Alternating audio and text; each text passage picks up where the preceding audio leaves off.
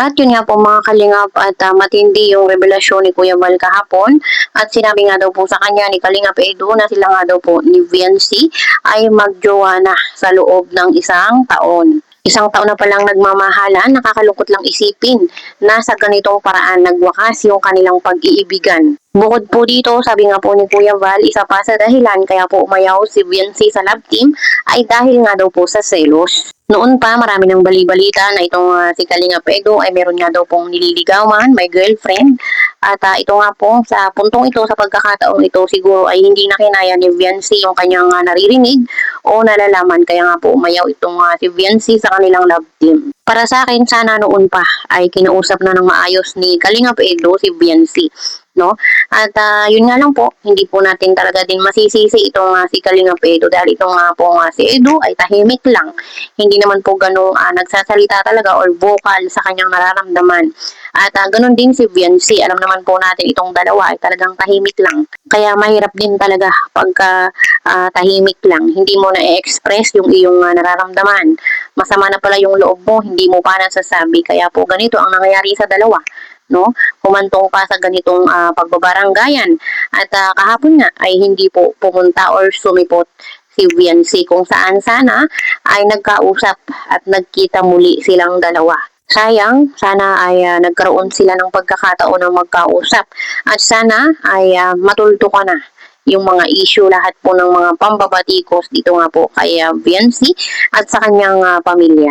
At yun nga po mga kalingap at bukod nga po dito ay nakiusap na si Kalingap Edu kay Kuya Val na tigilan na or wag nang itapik si Viancy dahil daw po nasasaktan siya pag talagang tinatagtad ng pambabash or pambabatikos ito nga po si Viancy. Siyempre kung talagang totoong mahal niya or minahal niya si Viancy ay talagang masasaktan siya kahit sino naman po sa atin. Pag mahal natin ay talagang masasaktan tayo pag nakikita natin nga nasasaktan ang ating mahal. At yun nga po mga kalingap at hindi po natin alam kung magkakaroon pa ng pagkakataon na magkausap at magkaharap ito nga pong dating magkasintahan. Pero sana ay magkaroon ng pagkakataon na mag-usap sila dahil yun po ay kailangan nila para po sila ay magkaayos na. Doon nga po sa hindi pagpunta ni Viancy sa barangay kahapon, sa tingin ko nga po mga kalingap ay iniintay niya yung staff ni Rafi Tulfo bago po sila magharap-harap sa barangay dahil yun naman po ang kanilang napag-usapan.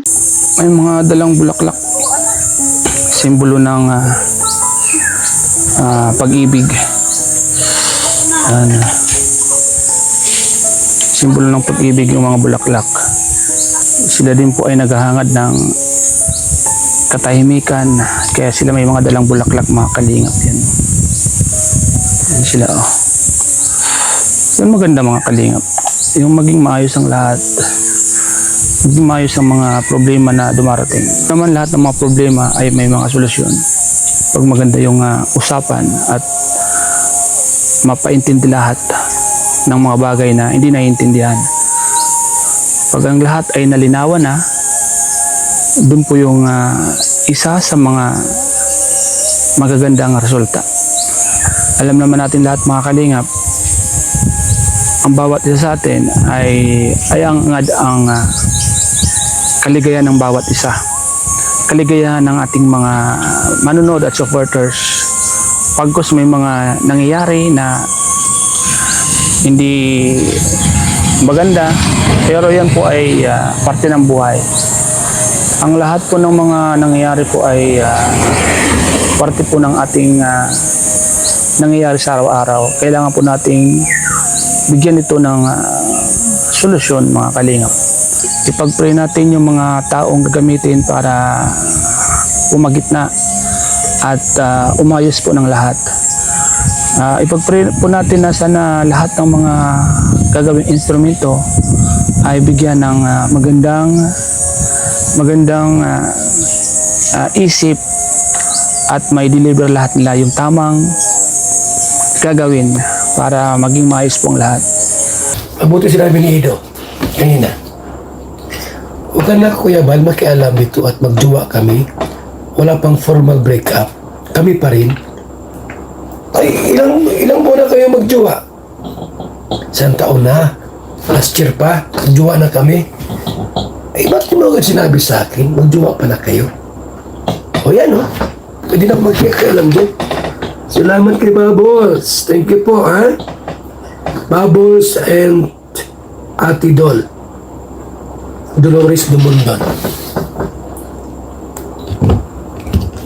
Sige lang po. Basta ako po ay nandito lang sa tabi ni Papa Ido. Ano ba mangyari? Kung apil siya ng kung sino dyan, lalaban kami. Pag inapi po yan, pag inapi yan, ay talagang lalabas kami para labanan, para magpatanggol si Papa Ido. Eh, alam mo naman si Ido po, tahimik lang po yan. Okay lang niya, okay? Wala man niyang salita na talagang masakit. Kahit noon pa, kahit siya po ay tinatabuga po ng kung sino-sino dyan, di ba niya nagsasalita? Mabait po yan si Ido ay. Ngayon kung ganyan, eh, nasa kabilang kami. Magmamasid lang kami kung ano bang mga posibleng mangyari po dito eh. Basta ako Ido. Kung sakaling may umapi sa'yo, nandito lang kami para kampihan ka namin. Anong sabi ni Ido? Ayaw mo na ka, Kuya Bal. Kaya ko na itong ipaglaban. O sige. Kala ko naman kasi di magjowa ay 1 year na magjowa po yung dalawa. Inamin sa akin. Ang picture nga. Picture? Kasi mga picture masisilan. Mga nag-date sila kung saan-saan. Nagpuntang beach. Sumakay ng kung ano-ano. Hindi ko na napakita yun. Baka mainggit pa kayo eh. So sweet. Napaka-sweet nung dalawa. Oh. Napaka-sweet po nung dalawa mga kaibigan. Kaya wala pa silang formal breakup. Ang kanyang wifey. Hindi na ako magkikalam dyan. Nagjowa pala sila. Hindi. Maging kalaban pala na ako. Bakit? Kontrabida ako. Hindi ko din ako magkikalam dyan. Magjowa pala sila. Tapos, mabuti namin ni Papa Ido.